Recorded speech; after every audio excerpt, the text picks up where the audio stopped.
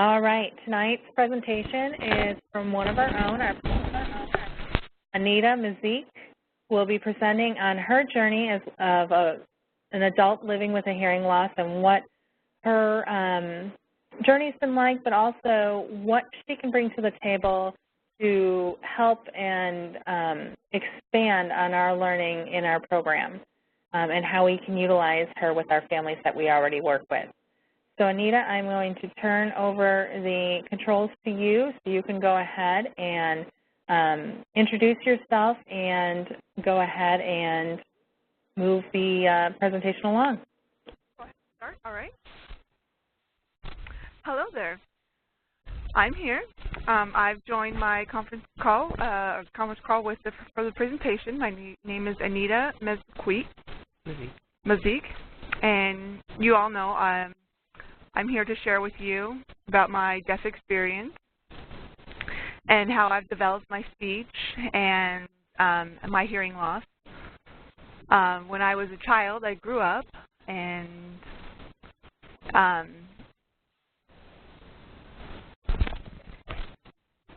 let me click on the next button here.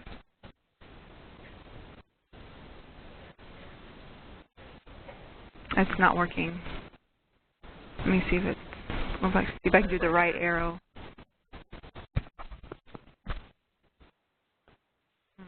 I don't know how to go to the next slide.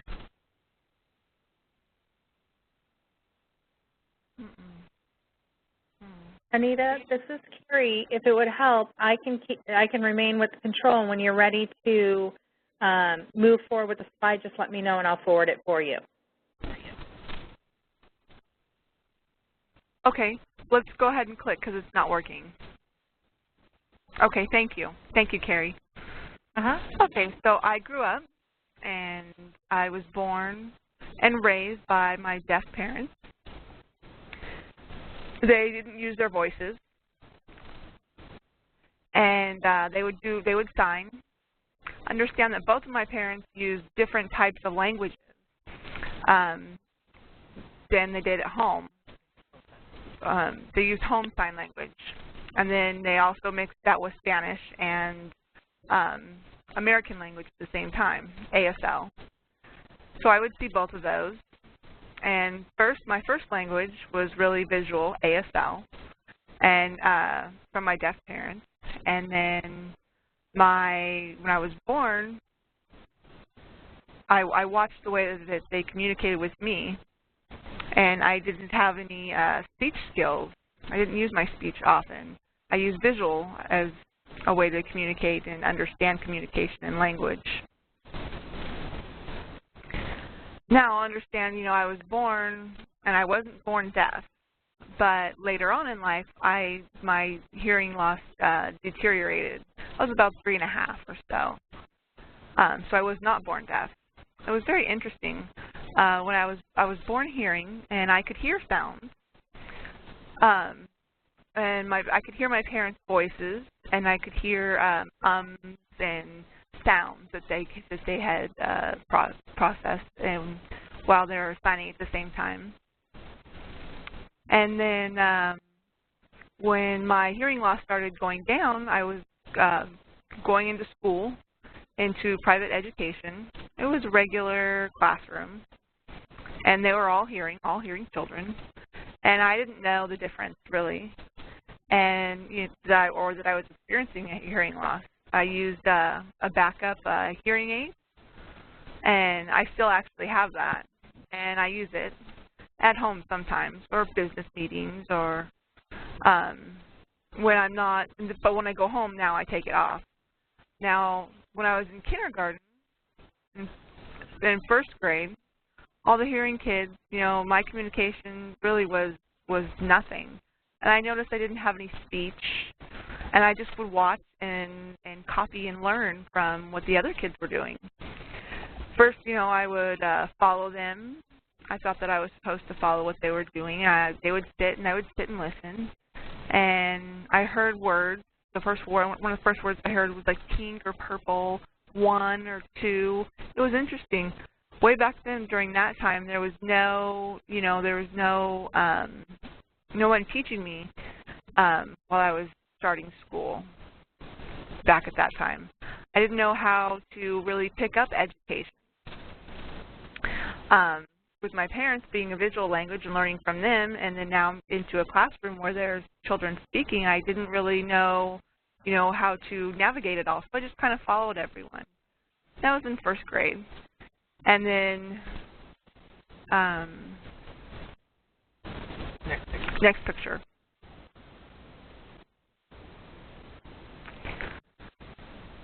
So as I was growing up with my education, first grade, and then I was about 7. In 7th grade, I transferred over to a deaf program. It was my first, experience having met all the kids that were deaf or losing their hearing. I was just in awe. I didn't feel alone. I wasn't the only one. With so many years in education with everyone hearing, and now I was not the only one. So I grew up, and then it was tough. It was a tough situation. I was approached by a lot of children, and it was challenging. I was about 7th grade then, and then I went to high school, and there was a lot of complications there with the education and learning. Now let me back up a little bit. When I was in kindergarten, in first grade, I would watch and I would observe everyone and what they were doing. And really, at that time, I had my hearing aid on, and I didn't really have any speech or speech therapy to help me train my speaking or my listening. So, I would just follow sounds and stuff. I didn't really know how to train myself. And I only had my parents who were teaching me in their speech. And so really reading wasn't something that I really knew how to do. So in first grade, I noticed I had a book. I had to take a book home with me and read the book. And my mom, she'd open it up with me, and she'd look at some words and she'd spell it out. And I didn't know what those words meant. My mom would try to fingerspell the words to me, and it would be like Bill, B-I-L-L. It's the boy's name. And she'd say, she'd mouth Bill, and I'd just look at her like, okay, well. I also had an older sister, and she would, she'd mouth Bill, and she was hearing, and she would voice it to me and read, and then she'd sign it. And so I would observe that, and I'd get that, and so I would try to listen at the word, and then I started to pick it up once I made the connection between it all. And so learning became more and more interesting, and I started to pick it up faster and was more interested. And then I transferred into a program where there was people who had, were deaf, and I was having more and more problems with that, my speech and my hearing, and then there'd be signing. And so when I would go home, I would use my ASL, and it was interesting how I would go through different situations in my life. When I transferred back to, the hearing high school, and I would sit down, and it was a mainstream class. So I was so excited. I so wanted to be in mainstream. And before that, I was in 2nd grade. Up until before that, I was not mainstreamed. My hearing program at my elementary school was very small. For my primary education, there was very small people, but they're about age 7 to 10. And I tried to learn. I tried to learn math and practice my hearing, and I had problems with my hearing, and I wasn't very good at listening. I couldn't hear very well. It was hard for me. It was difficult for me to go through that situation. And so then when I transferred back to high school, or transferred into high school into a mainstream program, I was very happy. I was thrilled. It was more, I had experienced deaf culture before, and then before that I wasn't allowed to sign, and so I would be confused, and then I could sign, and then I was now into a mainstream, and trying to connect everything with listening and my speech and visually taking it all in. So now I had a teacher who was deaf, and she would use ASL in the classroom, and I was amazed with that. And finally, I was real happy with that. And there was some teachers, that were hearing, and they were very skilled at using their ASL, and that was pretty amazing to me as well. I didn't want to lose my hearing, though. I was my listening skills. So it was interesting. When I was in the independent program, I would practice my speech, and then when I transferred back to, the deaf program, it was more signing. I got concerned. I didn't want to lose my listening skills. So it was very complicated. But now I'm excited. I'm going into a hearing classroom, which was, again, mainstreamed. And there are some new challenges there. I had some friends that were hearing, and that was interesting. And then I graduated, and I went to college. And that was a really tough challenge for me. I was approached, and I didn't feel satisfied with my ASL interpreters. I didn't feel satisfied with the classroom or the education that I was getting. I was distracted by the interpreters and then the teaching at the same time. So it was somewhat of a challenge for me. I preferred to be in the deaf classroom where everyone was deaf and teachers were deaf, and it was all the same. And when I grew up, I had deaf parents, and so I had to learn to socialize with my neighbors and relatives, and then I had some support, and I decided, well, which college do I want to go to? Do I prefer Gallaudet, where they're all deaf and it's all the same, or I thought it was nice. It would be a good social situation. I wouldn't be isolated. I have deaf family, and I have some family who have Spanish sign language as well, and they can communicate. So I'm really not alone with them. So Gallaudet, it was interesting. It would be an interesting perspective, and I thought Gallaudet would be wonderful. And my daughter, she is experiencing hearing loss, and she went and graduated from Gallaudet. She had different motivations than myself, different perspective. So when I went to pick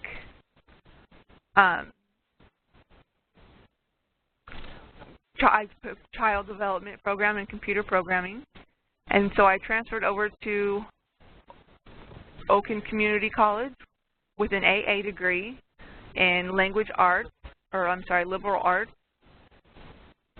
And I was in a music class, and there's piano in there, and there's voicing in the classroom, believe it or not. And hopefully they didn't laugh at me. So I took music theory for 2 years, and I really enjoyed it quite a bit, and I got involved with that and music performance. And people would call my name.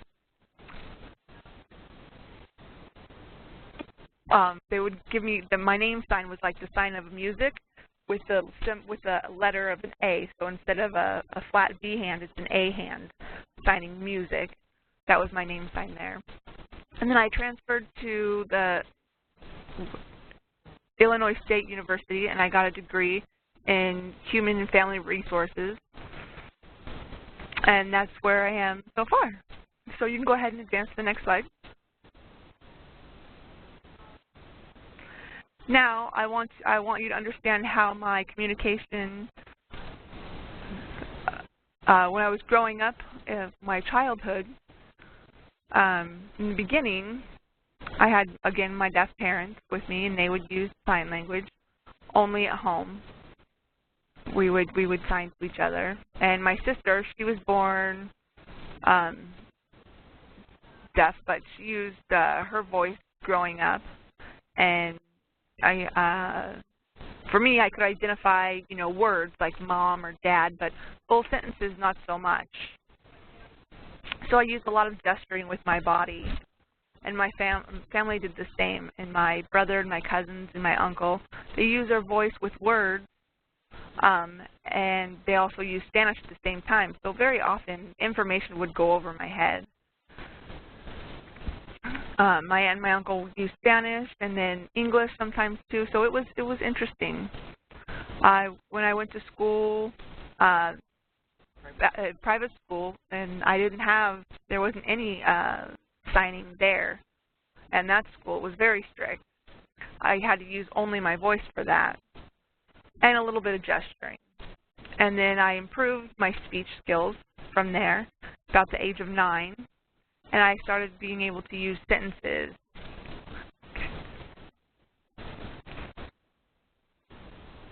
And then slowly, my hearing skills improved, and as I grew up, again, I used a hearing aid, and I didn't pay attention to how to listen to words. So things would go over my head, and full sentences I didn't comprehend. I really had to practice my listening skills. I started about 7 to about 9. I started picking up more and more and more with my listening skills, and then I developed my speech about the age of 13. And so I started to develop some self-confidence. At that time, I was deaf, was I hard of hearing? I didn't know really which way I was. And then I had some speech and some hearing, and so again, I was starting to develop some self-confidence, and I had some support, and I had all these things. I didn't know who I was. I had, deaf parents. I had Spanish-speaking family members, and I really wasn't sure. And then high school, I had made some friends, and I thought I was starting to figure out who I was. And, my friends, they started to sign, and then I went to mainstream school in the classroom, and there, I had some hearing friends, and they could understand me, and I felt, oh, I was so excited for that. And I could, talk with a hearing teacher, and they knew, some of them knew sign and speech as well, so that influenced me, and I really appreciated that and them for that experience. Next slide. Okay. And then, while I was going to college, there was a mixture of social situations. There was a mixture of deaf and hearing in the mainstream. And so I took up, I went to the community college, and they were all hearing classrooms, and I joined that.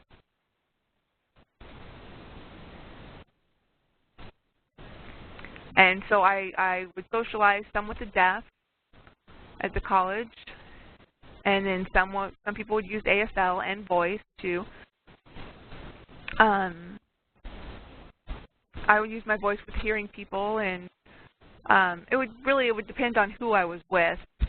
I would see some deaf at a place, and I'd see some hearing at a place, and I'd want, to see some ASL, and I'd also use my voice at the same time. And so I would flip-flop between communication styles, between ASL and voicing, and mixing them together. What I realized, what happened with that is, hearing people, they want to learn the language. So it's important for me to turn off my voice so that they can visually, increase their receptive skills. They could see me, and they can learn from what I was signing. At the same time, I wanted to listen to their voice and improve my listening skills. So I made friends with them, and people who I had met that could speak would help me improve my voicing skills, and we would go back and forth that way, and it was fun. It was fun to share and give and take back and forth and learn each other's languages, so to speak, and it was quite a benefit, speaking and signing and English and ASL and children. Children, they must have English language and be able to read that visually. It's very important when you become older that you're comfortable with that, with your English skills and your English structure. That's just my perspective and my opinion on that. for children anyway. And then some people who have hearing loss, you know, their speech is, it's important for them to have some ASL to back up what they are seeing. My mother had 4 children, or I have 4 children. All 4 have experienced hearing loss. 1 profoundly deaf, and then the 3 other are hard of hearing, and they're losing more of their hearing as they become older. One of my children is special, has special language needs, very low visually, so we have to use tactile communication. And it's given me a lot of experience in how to communicate. Okay, the next slide.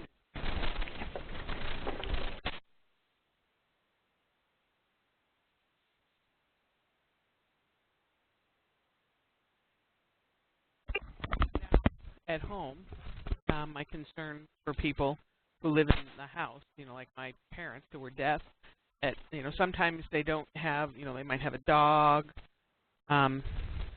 We have different devices, like if there's a fire, if there's a smoke alarm, you know, weather warnings. My deaf parents used the dog. They trained the dog to bark and kind of run back and forth and run back and forth. If someone was at the door, he would bark and run back and forth. I mean, there was like danger or warning or something. That's what my parents used when I was growing up at my time. But now it's improved with technology. There's, you know, much better devices that are in use in the home. Like there's fire alarms with a light that will flash. There's smoke alarms, you know, before the fire starts that, you know, have a light or something like that. There's like medical alert, you know, that have like flashing lights, like the carbon monoxide detectors that have, you know, a light that will flash. There's more visual for deaf people, and it's much more safe.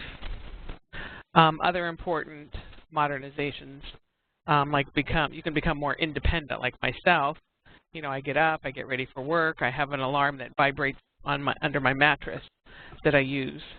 And if I travel or if I'm at home I have a light with a light, you know, that light that flashes.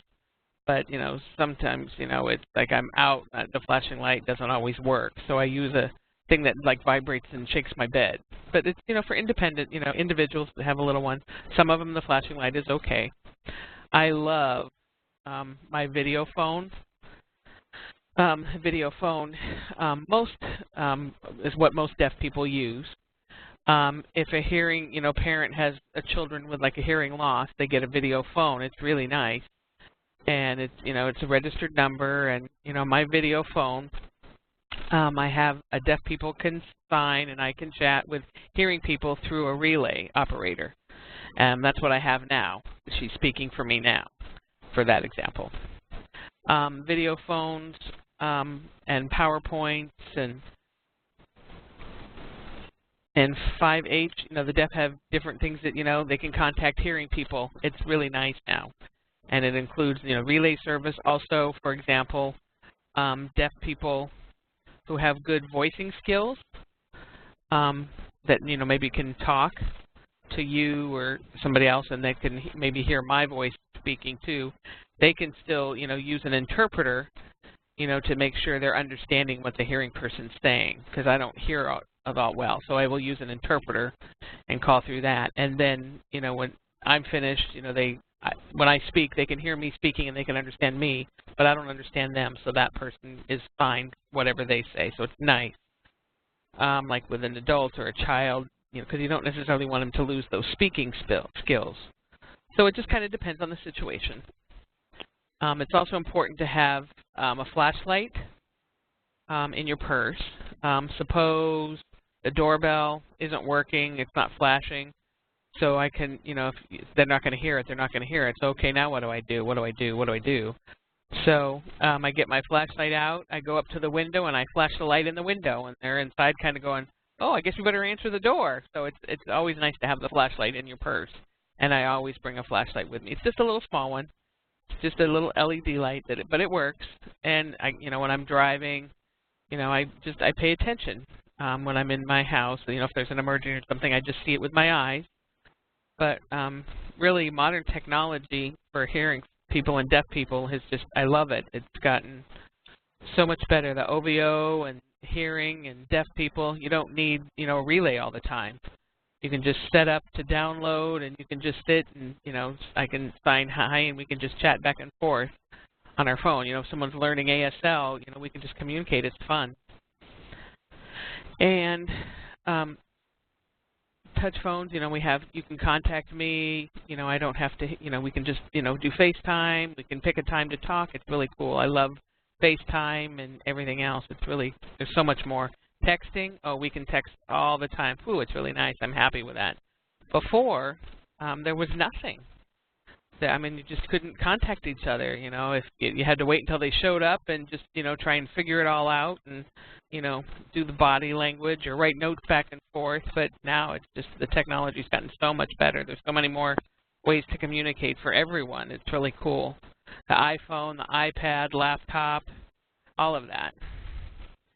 Next slide, please. And now social skills are setting up. There's such a variety of that. In my life, I've had so much opportunity to socialize. Deaf people are out anywhere now, and also with they socialize with hearing people. It's not some of them are they know sign language. Not always interpreters, but other professionals know sign language too. So it's just important to have that ASL interpreters there so that they can make sure the communication is smooth and clear. It's really wonderful. We don't want a communication breakdown or anything. We don't want any barriers for the social gatherings. It's really nice. Some places don't provide interpreters. For example, bowling alleys, they don't have an interpreter, but you don't really need one. Movie theaters don't. Sometimes they might have closed captioning. Obviously not an interpreter. Shopping malls don't usually have interpreters, for example. Stores don't have it. So, how we can communicate, we either write notes or, if, say, I can't find something and, deaf people or their children, they'll find someone else that communicate. You just figure it out. There's a variety of different ways.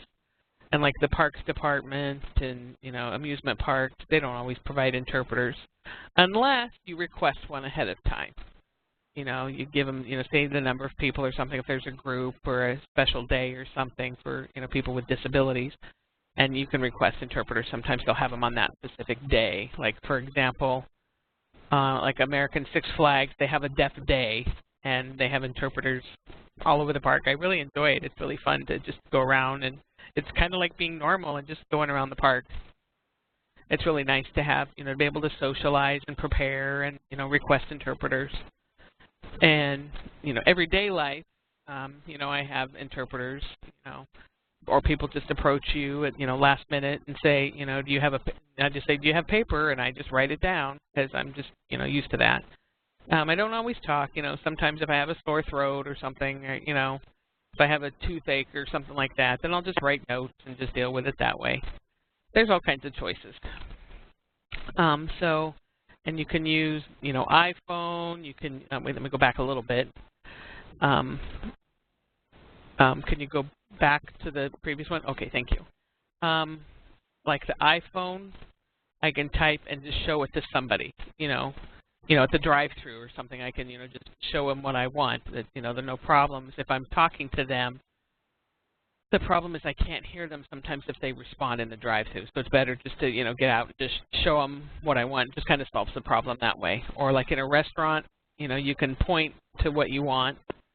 Because sometimes, when I talk, I can't always hear, if there's a lot of background noise or something like that. So then I'll just show them on my phone, and it just solves the problem. Next slide, please. Now, hearing in public transportation, for example, the Metra or Amtrak,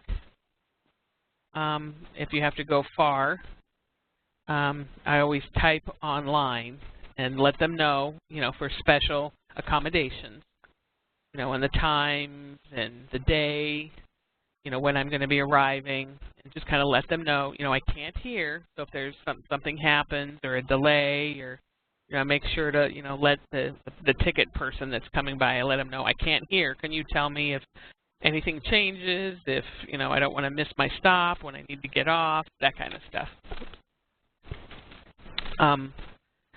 If I'm on like an airplane, that, I let them know I can't hear. So if you make any announcements, you need to write it down and give it to me and just let me know.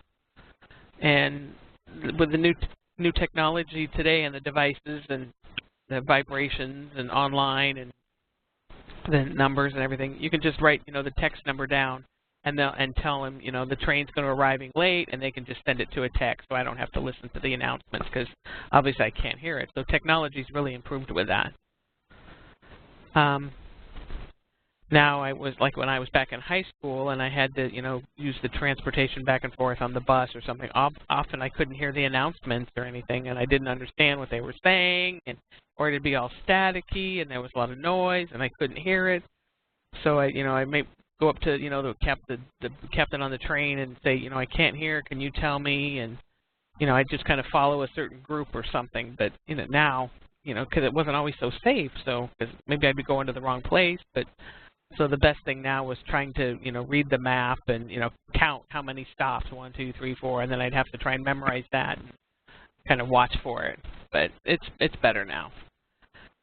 The safe way for me is I would just, get off if I didn't understand what they said and just, check it out. Okay, next slide, please. The funny thing when I'm talking in the dark, I love that part. It's fun. Like at the movie theater, or like if you're sitting and watching a movie, the deaf people behavior, is really, it's nice. I'm sure, it has to be the right etiquette. And when you're watching the movie, it has to be quiet and it's dark, so you're watching the movie. And when the lights, come back on in the theater or the movie, and there's like the screen is up there and you can see all the light, then when it's sort of like a real bright part of the movie, then we try to have like a real brief conversation, say, oh, that's cool, or that's awesome, or that's scary, or just 1 or 2 words when it's really bright in the theater, and then you remember what they said and then you save it, and then after the movie's finished, then we have all our conversations, and remember this when it was scary, and remember when it was the awesome part, or remember this part, and you have to kind of memorize it all in your head. So that's kind of fun too. And also when you use your hands, you kind of sign while you're kind of do it like a tactile interpreting with your hands on it because it's dark. So that's kind of a fun little challenge too. And sometimes we use, ASL or English language, both on the hands so that we can kind of understand it. It's like communication with like a deaf blind person. It's kind of cool trying to do that in a movie theater. But the best effect when I'm approached with children, when they approach me and they look at me and that it's their first time they've seen a deaf person, and I might be their first or second, they've never really seen it before, and they're thinking, oh, that person has a disability, that person, they know the feeling. It kind of is like an insult, but it's important how you look friendly and just come up and say hi. And, will you, chat with me? I'm trying to learn your communication. And, if the people, not just look at them like, oh, they have that disability. They're different. It's a different experience. Don't do it that way. Just, recognize, yeah, it's different, but it's okay. We just come up and, make that approach and, use your expression and, just like a normal chat. So that we, can feel the same and not like, one of us has a disability or something. It's an important, I'm trying to be honest and be polite. And, if you don't understand, that's fine. Just say, I'm sorry. Could, you explain that again? Do you mind maybe writing it down or, something like that? That's enough. That's fine. You don't want to offend someone. You don't want to be fake and just sit there and say, yep, and act like you understand it when you don't. It's okay to, be honest and say you didn't understand something. But number one, never, turn your face from that person. Keep the eye contact. Don't turn away to someone else and have like this little private conversation.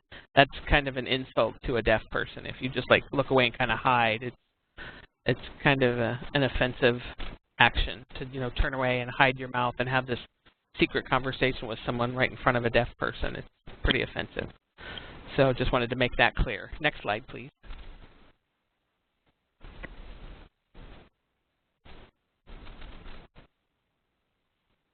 When you're talking with a deaf person, on the phone through a relay service.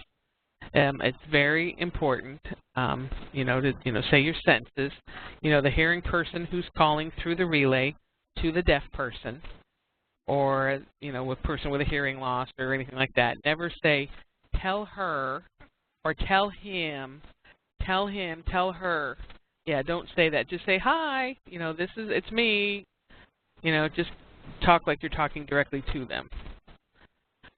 So you're talking to the relay operator. Never, explain, your own personal, conflicts or anything like that to the operator. The operator's just not really involved. They're just interpreting.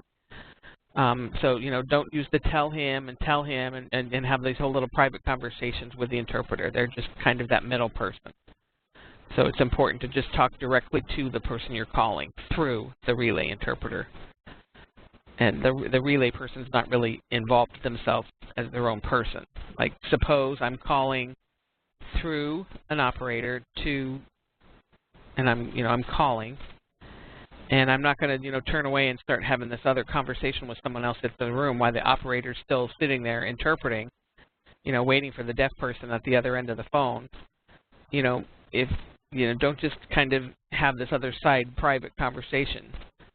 That's important too, to stay focused on the relay call.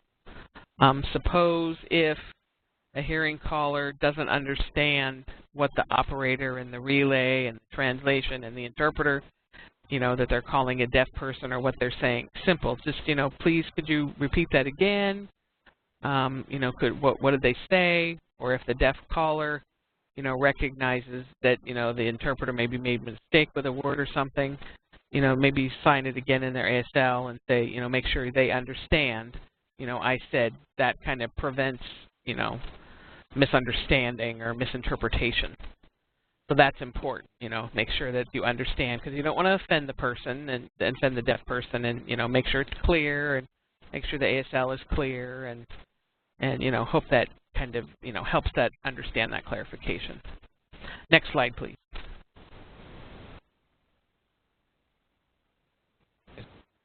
Yeah. Then kind of continuing with my life and understanding, being hearing and deaf and communication and my education and growing up and,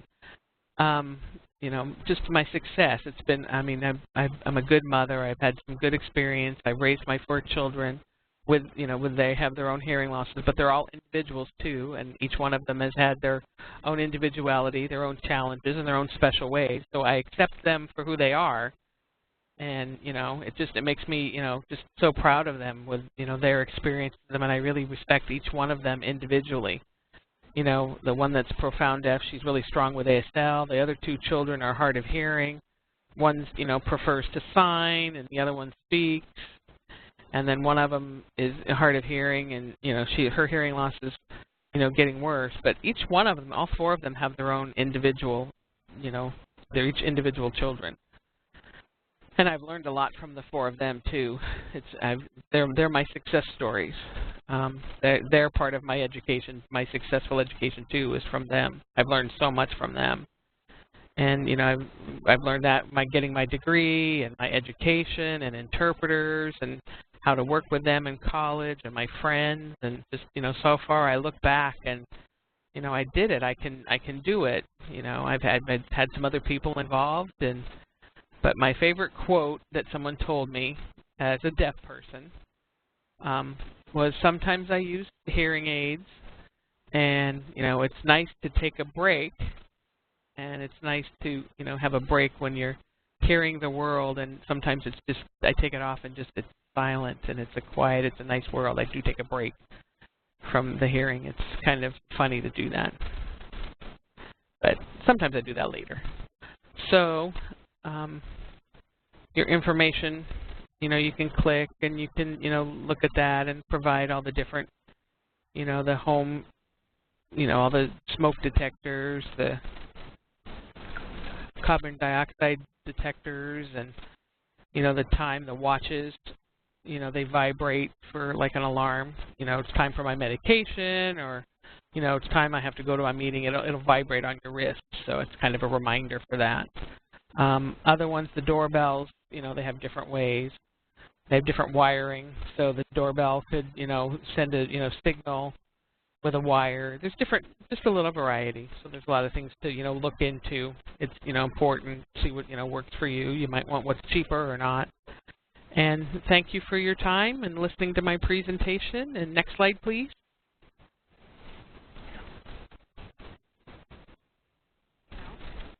Yeah.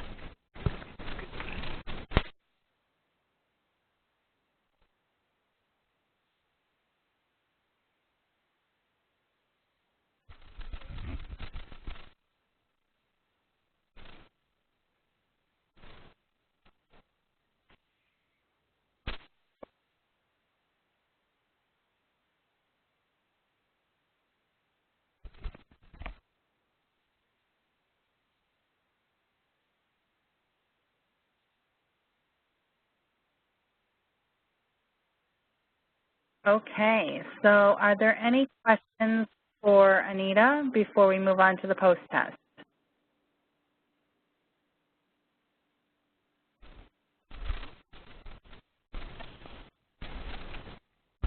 All right, Jacqueline, if you wouldn't mind asking the questions again, that'd be great. You guys know what to do with the chat box. Let me just make my chat box a little bit bigger there. Okay, and if you would go ahead with question number 1, please. Question number 1. Was Anita born deaf? A is yes, B is no.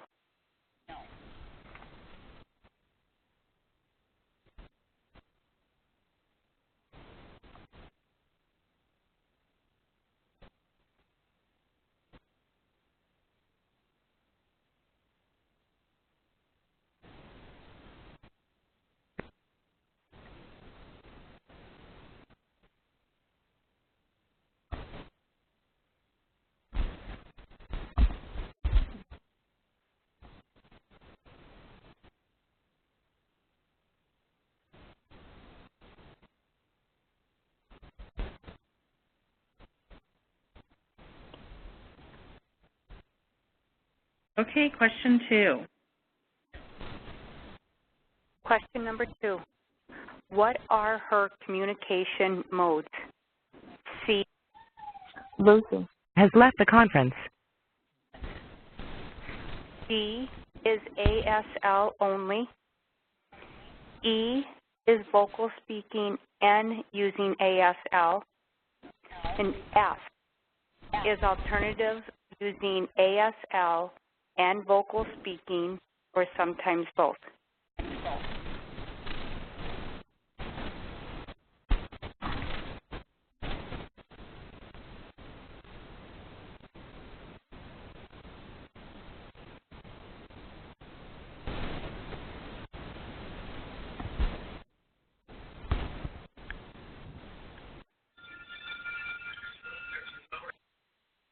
Has arrived.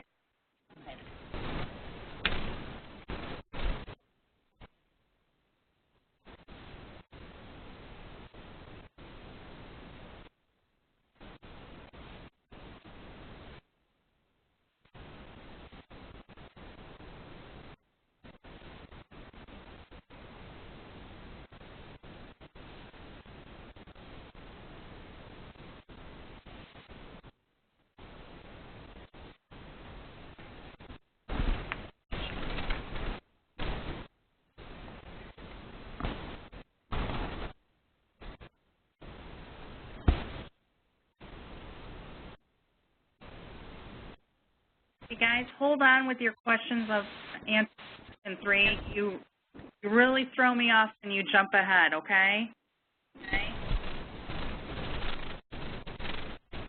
All right. Jacqueline, question 3, please. Question number 3. Does she have any of her hearing devices? F is yes. G is no.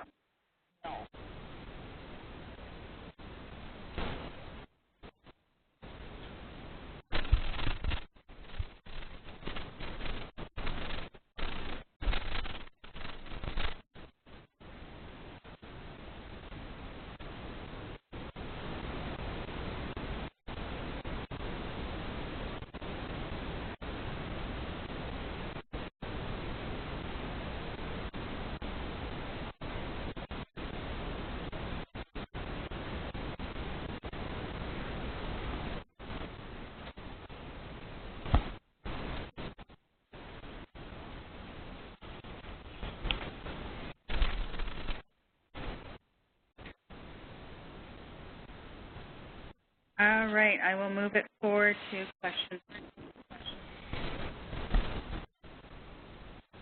Question number 4. What college did Anita graduate with a bachelor's degree? A, Heartland Community College in Normal, Illinois. B, Oakton Community College in Des Plaines, Illinois. C, Illinois State University in Normal, Illinois. Or D, Gallaudet University, Washington, D.C.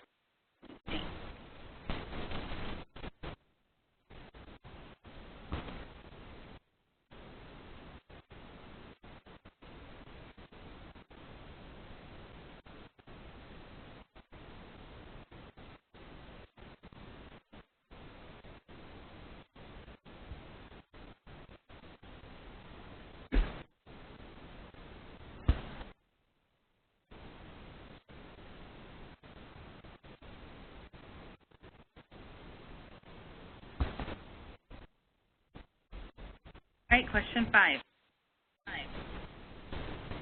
Question number 5. How many of her 4 children have a hearing loss? E is 2. F is 1. G is 4. H is 3.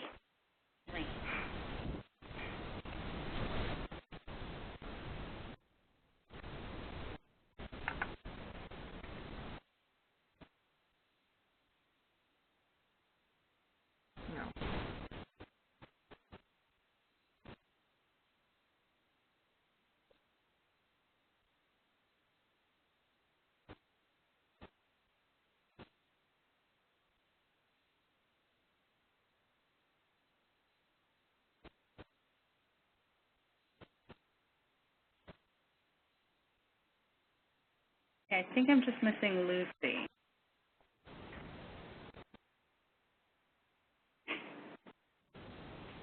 All right, great. All right, thank you, Jacqueline, for reading those questions. Thank you to Anita for presenting tonight and sharing more about yourself and your journey and some suggestions for families. And I appreciate your time, and thank you all for being on the call. Have a wonderful evening. Thanks.